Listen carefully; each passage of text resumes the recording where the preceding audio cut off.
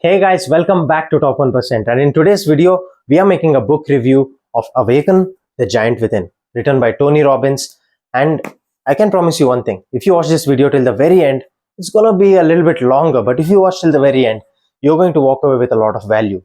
You're going to walk away having learned something that you can directly apply into your life to improve the quality of your life and to be the best version of yourself, which is basically the premise of Top 1%.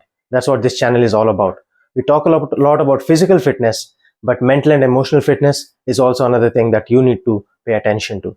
And that's what today's video is all about. So be sure to watch this video till the very end. I'm going to tell you my review of Awaken the Giant Within, along with my takeaways about what I applied from this book into my life. And you can do that as well. And I truly believe that books are one of the best ways of learning, because when a person writes a book, it's their entire life's experiences, their wisdom, their life lessons, their thoughts, their beliefs, all condensed into one book. And you can learn from that. So if you don't have a habit of reading books, you probably wouldn't be watching this video anyways. But if you are interested in learning about quality books, this is definitely one that you should add to your wish list. So without any further ado, let's get started right away. My first takeaway from this book is the power of beliefs. Your beliefs not only affect your conscious decision making, but it also has a huge impact on your subconscious mind. From the range of emotions that you feel on a daily basis, your attitude, your thought process, your mindset, the way you carry yourself, everything begins from one place: what you believe. My second takeaway from this book is called The Science of Neuroassociative Conditioning. It sounds very complex, but really once you understand it, it's not. It's very simple. It's diving deep into who you are as a person to gain clarity and understand what you really want to achieve in life. And how to get there is simply a matter of finding the right leverage for it. And how do you find that leverage? By finding out the balance between pain and pleasure. What does that mean? It's not some weird kink. When I say play and pleasure, I'm talking about what motivates you, what drives you as a person. We humans by instinct do things to avoid pain and do things to gain pleasure. So when we find out small habits, instincts and behaviors about what drives us, we can break those habits. We can break limiting patterns and then replace those limiting patterns with new and healthy and productive behaviors. And once you do that, it's only a matter of conditioning that new behavior or that new pattern until it becomes second nature. It becomes a part of who you are. So with neuroassociative conditioning, you have the power to break any habit, any negative or limiting pattern that you have, and replace it with something that's more productive, that's going to make you happier and better as a person. My third takeaway from this book is asking quality questions. The quality of your life is in direct proportions to the quality of questions you ask yourself on a regular basis. And this is something that I have made a habit and I follow religiously every single day. And it's made a tremendous difference in the quality of my life. And it can do the same for you as well.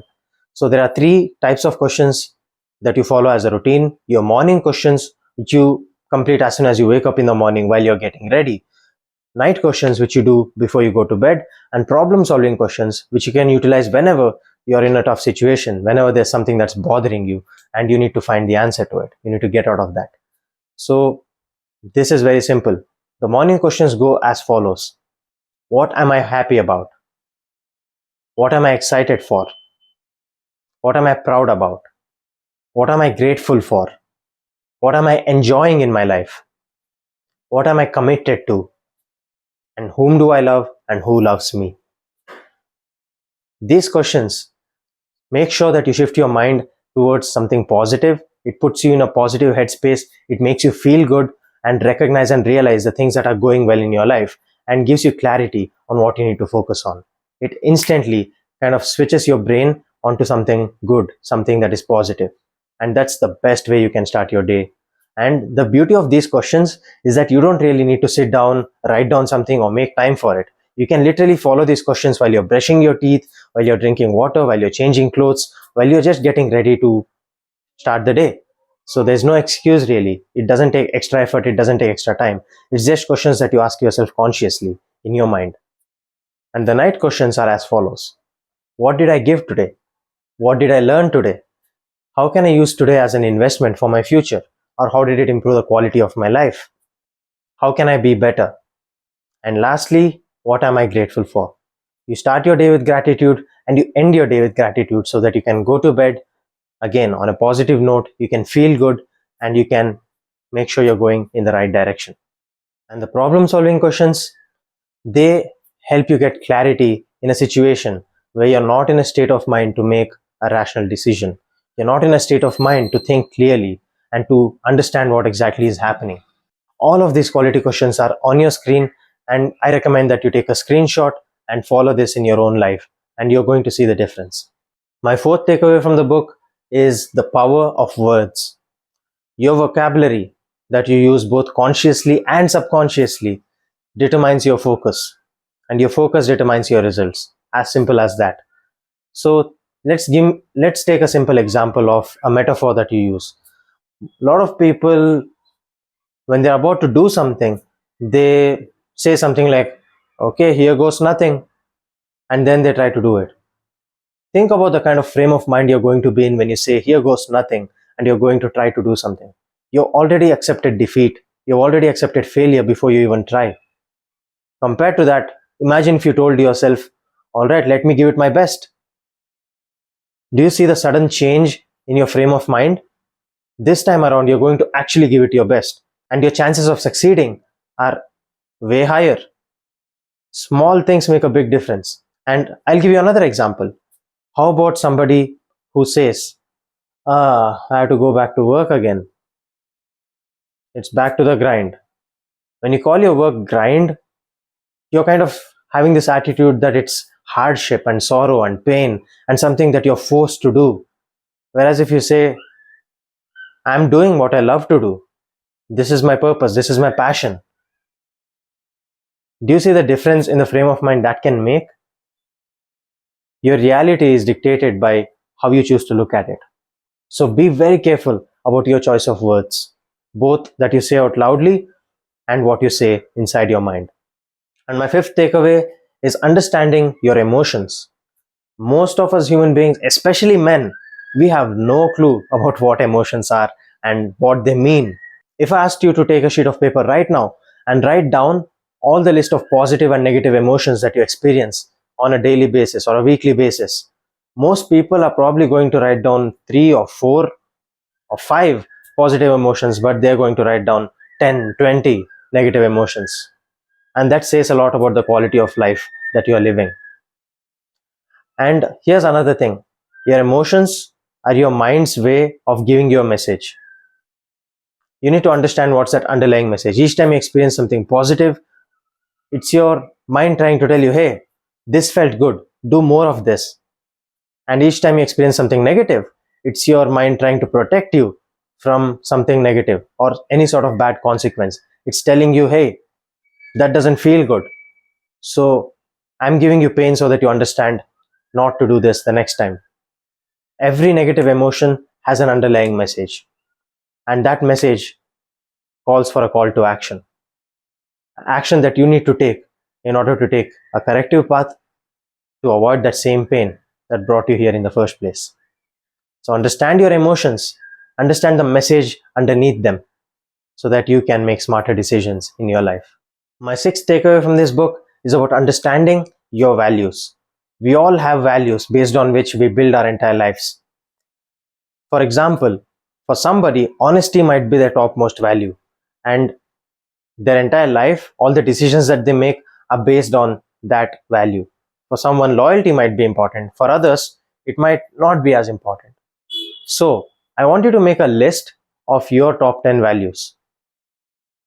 And within that, you make 2 types of values: towards values and away from values. In the towards values, you write the things that you value, that you want in your life, and away from values are the things that you don't want in your life.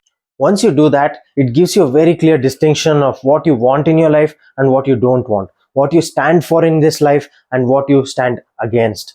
And that makes it very clear about what decisions you need to make. Because the truth is, most of us do not choose our values consciously. We choose our values subconsciously based on our environment, based on our upbringing, based on our experiences, and whatever happens to us in life. And that's a bad way of going about things. You need to take control over what you value and what you don't, and make your decisions based on them. That's the only way to truly be happy in your life and to reach your full potential. My seventh takeaway from this book is to expand your references. Your references are simply the experiences that you have in life, and the more experiences that you have, the wiser you become. And the wiser you become, the better decisions you make. You can think of two human beings that have had completely different upbringings, that have been exposed to completely different environments. They have completely different references of life. So the decisions that they make are based on that. So the point is very simple. Try to expand your references by having more and more experiences. Meet more people, travel to new places, have new experiences, learn new things. And by doing so, you understand more and more. You become wiser. And with more wisdom, you can make better decisions. Don't just live life on auto gear. Don't just go with the flow. Take control of your life. Take control of your destiny. Take control of that steering wheel in front of you and navigate your way through life. My eighth takeaway from this book is about your identity and the labels that you put on yourself. We talked about the importance of asking quality questions, and perhaps the most important question you can ask yourself is, who am I? What are the key words that you associate with who you are as a person? Do you consider yourself a workaholic? Do you consider yourself a vegan? Do you consider yourself a fitness freak? Do you consider yourself a loving parent or a loving partner? Do you consider yourself an entrepreneur? What are the key words that you associate with who you are? I want you to take a sheet of paper and then write down the top 10 words that you associate with who you are. Who you identify yourself as determines the decisions that you take. Do you notice that everything is about making decisions? That's very interesting, isn't it? Because at every waking moment, at every moment that we are alive, we make a conscious decision to take the next step. We make the conscious decision of who we are. Think about it. My eighth takeaway from this book is about destiny, your destiny. There are 4 parts within this: your emotional destiny, your physical destiny, your relationship destiny, and your financial destiny. In all 4 aspects of it, it talks about what you can do to have the best quality of life. When it comes to emotional destiny, it talks about how you can manage your emotions better, understand them better, and utilize that to be better. Your physical destiny, it talks a lot about exercise and eating healthy and all of that. The concepts written about exercise and nutrition in this book, according to me, with all the knowledge that I have, are pretty inaccurate. That's pretty much one of the only negatives that I took away from this book, because this book was written in 1990 and this is 2024. There was a lot of misleading information and incomplete, incoherent research back then, which might have led to information like that being in this book. But if you want to learn more about nutrition, you want to learn about exercise, you know where to find that information right here on Top 1%. Follow my channel and you're going to learn everything you need to know. That's one part of the book that I would completely ignore because it's wrong. As simple as that. Coming to relationship destiny, it gives you complete clarity on how your relationships function. What makes a relationship healthy and fulfilling and happy, as compared to what are the things that you should avoid in a relationship. This is not just about romantic relationships. This is also about friendships, about your work, about all the people that you interact with on a daily basis. And that is very important. We as human beings are meant to be in a community. And how you interact with other people, how you improve the quality of your relationships matters a lot. And lastly, financial destiny. Quite honestly, I know very little about finance. I'm not the right person to talk about it, but it talks about the importance of investment, how to create wealth and value and all of that. So that's pretty interesting. My ninth takeaway from this book is perhaps one of the most important ones, and that is your code of conduct. Quite simply, the rules that you set for yourself as to how you're going to conduct yourself. I started writing recently.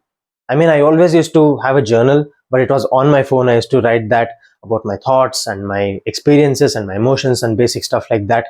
But I started writing physically in a book, and that made a big difference because it's quite therapeutic. It feels good.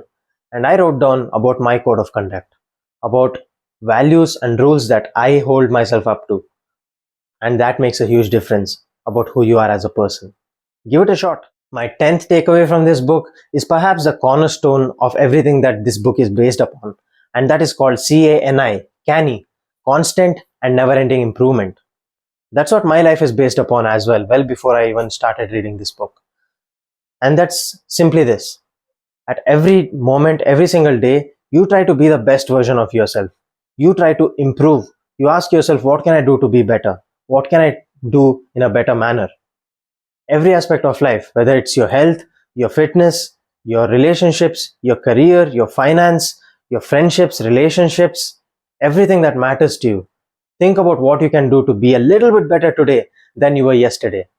Because progress equals happiness. That's what life is all about. It's about being a little bit better today than we were yesterday. My 11th takeaway from this book is about contribution and giving. In today's world, people have become so self-centered. Sometimes it's important to be. You have to think about yourself first in order to take care of others. But do not ignore the power of contribution and giving to others. Do something. Think about ways in which you can bring a smile onto someone's face, whether it is a stranger or someone that you love and care about. Make it a habit to contribute to others, to give to others, and you'll get back several tenfolds. That's the way it works. Do you believe in karma? I do. And you just do good and you get good. As simple as that. My 12th and final takeaway from this book is about faith. I'm not talking about religion, far from it.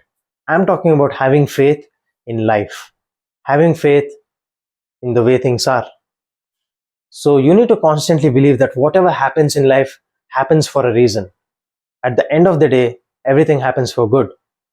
All the positives that you experience, all your victories, all your successes, great. Everybody likes that, don't they? But everything that happens in a way that you don't want it to, all the pain that you experienced, all the sorrow, all the loss, all the failure, all of that is to make you a little bit better, is to make you stronger, is to help you evolve. Every negative experience that you have is for a reason. And you need to truly believe that. If you don't, you're not going to be able to move on ahead in life. And that's something that you need to understand. To have faith, trust the process, have faith in the universe. Everything happens for a reason, and you'll be fine. Alright, that was today's video. If you somehow had the patience to watch me blabber on and on and on for so long in this video, I thank you very much from the bottom of my heart. And I hope this video was of some use to you. It was a source of positivity. It was something that gave some value to you, helped you make your life a little bit better. If that happened to even one person, then my purpose of standing in front of this camera and taking 15, 16 takes to record this whole thing at once and then editing it, it was worth it. As simple as that. If you enjoyed this video, be sure to hit the thumbs up button, comment down below what other content you want me to cover in the future, hit the subscribe button and the bell icon. It's crazy that 97% of my viewers are not subscribed to my channel.